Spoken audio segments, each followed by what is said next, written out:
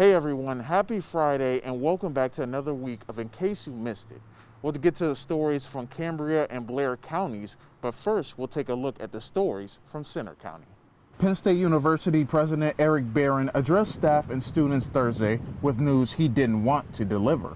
The university will be cutting salaries of some of their employees, which mainly impacts employees in auxiliary units like the Bryce Jordan Center, hotels, and conference centers, as well as the Office of Physical Plant. Salaries for roughly 2,000 employees will be cut by 50% starting May 4th through June 30th. President Barron says most employees will be eligible for unemployment and stimulus support. A Blair County native is in critical condition in Florida after a shooting. 28-year-old Richard Bonzo, currently living in Lewistown, Mifflin County, was listed as a missing person in Pennsylvania 1 week ago. The St. John County Sheriff's Office in Florida says a deputy found Bonzo in a shopping center parking lot in a truck.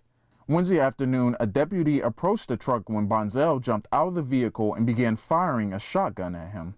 The deputy fired back, then waited for backup. Bonzo was injured and a SWAT team was called in to take over. A local gym in Cambria County is planning on opening early if the government doesn't allow them to, and a local police department is helping keep folks safe.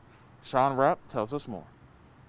Devin Morgane's Fitness has 4 gyms in our area, and they say they need to stay open to survive. Kelly and Dave Morgan are the owners of Morgane's Fitness in Johnstown, Evansburg, and Somerset. They've been closed since last month because of Governor Wolf's non-essential business shutdown. They say they are not against the government, but will reopen by June 1st to stay afloat. Out of necessity to survive and for our business to survive, the 9 years that we have blood, sweat, and tears into this whole thing, then yes, we're not going to let it go without a fight. Let's just put it that way. On Thursday, we talked to the Richland Police Department, who created a page on the website Crime Watch, a platform that helps keep residents connected with local law enforcement. Folks can view and file police reports, read township ordinances, and find outside resources like child and animal abuse hotlines. They can put their report online. They can add pictures, forms, whatever they need to do and upload it to us.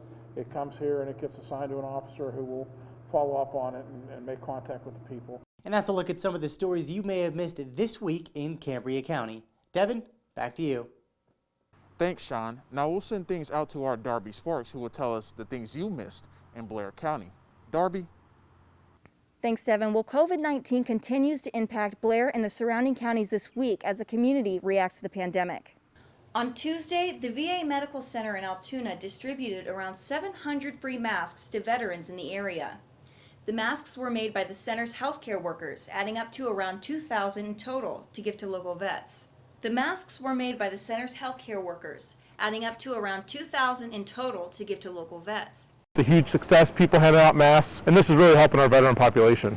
And Thursday, Evoke Bistro in Bedford announced that the restaurant is closing its doors for good due to COVID-19 restrictions. The co-owner spoke about his experience opening the business and keeping positive about having to shut it down. When you're a small business that just opened in a small town like this, it's tough for them to kind of be like, oh, okay, we'll make our money back. So for us, it was a tough decision, but I think it was the right one. Also on Thursday, the Salvation Army in Altoona continued with their weekly meal distributions. The organization hands out around 700 breakfast and frozen dinner items each Thursday at 10 a.m. to people in the community. That's all the top stories coming to you from Blair and surrounding counties. Back to you, Devin.